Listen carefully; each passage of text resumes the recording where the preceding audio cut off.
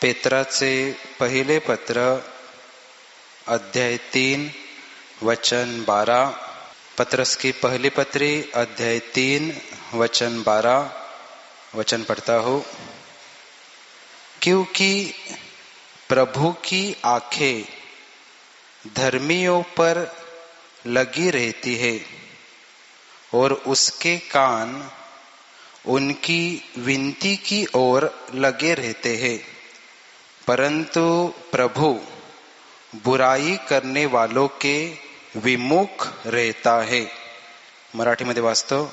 कारण परमेश्वराचे नेत्र नीतिमानांवर असतात व त्याचे कान त्यांच्या विनंतीकडे असतात, तरी वाईट करणाऱ्यांवर परमेश्वराची करडी नजर आहे। Hallelujah, hallelujah, hallelujah. मेरे प्रिय भाइयों और बहनों, परमेश्वर पर विश्वास रखने वाले हर एक मनुष्य को ऐसे लगते रहता है कि जब हम परमेश्वर को पुकारते हैं, जब हम उसके पास प्रार्थना करते हैं, जब हम उसके पास विनती करते हैं, केवल तब ही वो परमेश्वर हमें देखते रहता है।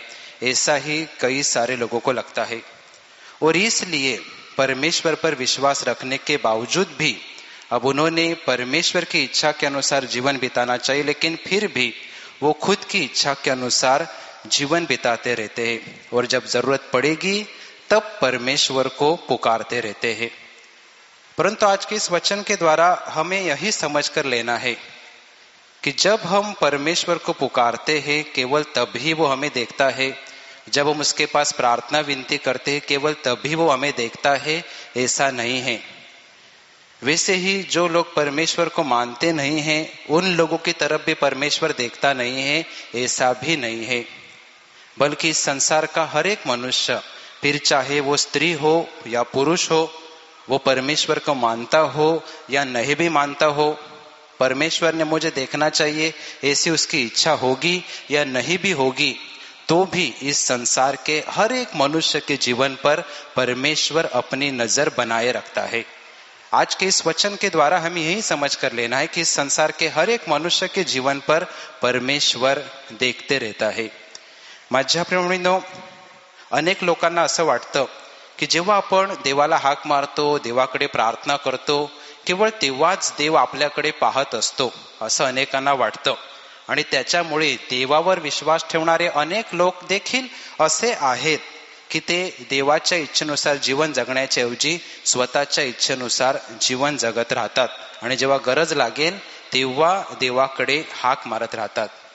म्हणूनच आजच्या वचनाद्वारे आपल्याला हेच समजून घ्यायचं आहे की जेव्हा आपण देवाला हाक मारतो किंवा देवाकडे एखादी प्रार्थना विनंती करतो तेव्हाच देव आपल्याकडे बघत असतो असं नाही, किंवा जे लोक देवाला मानत नाहीत त्यांच्याकडे देव पाहत नाही असं देखील नाही। तर या जगातील प्रत्येक माणसाकडे, मग तो पुरुष असो किंवा स्त्री असो, तो देवाला मानत असो किंवा देवाला मानत नसो, देवाने माझ्याकडे पाहावं अशी त्याची इच्छा असेल किंवा इच्छा नसेल जरी, तरी देखील प्रत्येक माणसाकडे देव पाहत असतो। प्रत्येक माणसाच्या जीवनावर देव नजर ठेवून असतो। तर मग माझ्या प्रिय बहिणींनो, प्रश्न असा आहे की मग देव कोणत्या प्रकारच्या माणसावर कोणत्या प्रकारे पाहत असतो, कोणत्या प्रकारच्या माणसावर देव कोणत्या नजरेने पाहत असतो। वचनात सांगितलेलं आहे की जर आपण त्याच्या दृष्टीने नीतिमान असू तर मग त्याचे कान, त्याचे नेत्र नेहमी आपल्या विनंतीकडे लागलेले असतील, पण जर आपण त्याच्या दृष्टीने वाईट करणाऱ्यांपैकी असू तर मग देव नेहमी आपल्या विरोधात असतो। मेरे प्रिय भाइयों और बहनों, परमेश्वर इस संसार के हर एक मनुष्य की तरफ देखते रहता है। तो फिर सवाल ऐसा आता है कि परमेश्वर कौन से मनुष्य की तरफ कौन से नजरिए से देखते रहता है। वचन में बताया गया है कि यदि हम परमेश्वर की नजरे में धर्मी होंगे, मतलब यदि हम परमेश्वर की नजरे में पवित्रताई से, धार्मिकता से जीवन बिताने वाले होंगे, तो परमेश्वर के कान, उसकी आंखें हमेशा हमारी विनती की ओर लगी रहती है। परंतु यदि हम परमेश्वर की नजरे में बुरा करने वाले लोगों में से होंगे तो वो परमेश्वर हमेशा हमारे विरोध में खड़ा रहता है। यदि हम उसके नजर में बुरा करने वाले लोगों में से होंगे तो परमेश्वर हमेशा हमारे विरोध में, हमारे खिलाफ कार्य करने के लिए तैयार रहता है।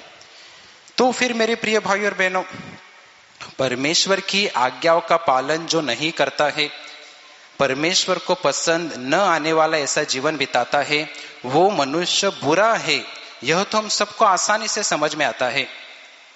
तो फिर परमेश्वर की नजर में धर्मी व्यक्ति, इसका मतलब क्या है?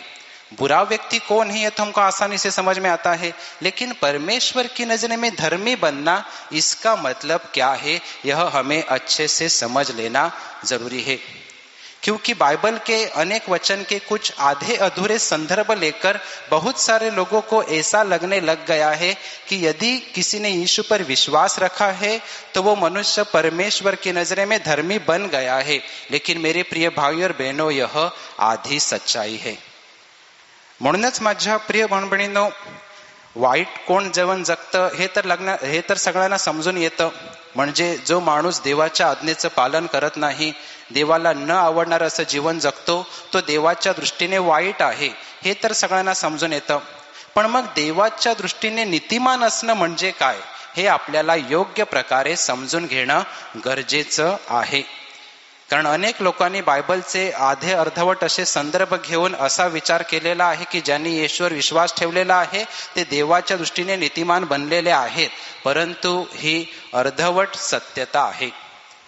मेरे प्रिय भाइयों और बहनों, हर एक मनुष्य को अपने मन में तो यह अच्छे से पता होता है कि उसके जीवन में कुछ न कुछ बुराइयां, कुछ न कुछ पाप जरूर है, लेकिन केवल ऐसी भावना मन में रखने से काम नहीं होता है। तो जो व्यक्ति अपने पापों से दूर होना चाहता है, जो व्यक्ति अपने पापों से मन फिराना चाहता है, परमेश्वर की इच्छा के अनुसार जीवन बिताने का निर्णय लेकर यीशु पर विश्वास रखता है, ऐसे व्यक्ति को यीशु के बलिदान के द्वारा पाप क्षमा प्राप्त होती है और वही व्यक्ति परमेश्वर की नजरे में धर्मी व्यक्ति है। Hallelujah, hallelujah. जो व्यक्ति अपना जीवन अपनी खुद की इच्छा के अनुसार नहीं बल्कि परमेश्वर की इच्छा के अनुसार जीवन बिताता है, जो व्यक्ति अपने जीवन में परमेश्वर को, परमेश्वर की इच्छाओं को पहला स्थान देता है, वह व्यक्ति परमेश्वर की नजरे में धर्मी व्यक्ति है। Hallelujah, hallelujah. तो यह बात हम एक भाई की गवाही के द्वारा समझ लेते हैं। माझ्या बहिणींनो, आज प्रत्येक माणसाला आपल्या मनामध्ये तर हे व्यवस्थितपणे ठाऊक असतं की त्याच्या जीवनामध्ये काय चुकीचं घडते, त्याच्या जीवनामध्ये काय काय पाप आहेत, हे प्रत्येक माणसाला त्याच्या मनामध्ये ठाऊक असतं। पण ही भावना फक्त मनामध्ये बाळगून होत नाही। जो माणूस खरोखरच आपल्या पापांपासून मन वळवण्याचा निश्चय करतो, देवाच्या इच्छेनुसार जीवन जगण्याचा निर्णय घेऊन येशूवर विश्वास ठेवतो, अशांना येशूच्या बलिदानाद्वारे पाप क्षमा प्राप्त होते आणि तोच माणूस देवाच्या दृष्टीने नीतिमान माणूस असतो। जो माणूस स्वतःच्या इच्छेनुसार नाही तर देवाच्या इच्छेनुसार जीवन जगण्याचा निर्णय घेतो, जो माणूस आपल्या जीवनामध्ये देवाला, देवाच्या इच्छांना पहिलं स्थान देतो, तो माणूस देवाच्या दृष्टीने नीतिमान माणूस असतो। आपण एका साक्षीद्वारे हे पाहणार आहोत। मेरे प्रिय भाइयों और बहनों, एक गवाही के द्वारा हम इस बात को समझ लेते हैं।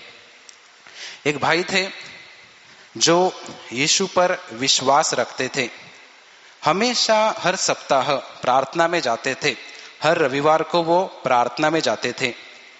एक दिन ऐसा हो गया, वो जहाँ पे काम करते थे वहाँ के उनके कंपनी के मालिक ने उनको अपने केबिन में बुलाया और उनको कहा कि अपने कंपनी का काम बहुत बढ़ गया है, इसलिए आपको रविवार के दिन छुट्टी नहीं मिल पाएगी, आपको रविवार को भी काम पर आना पड़ेगा।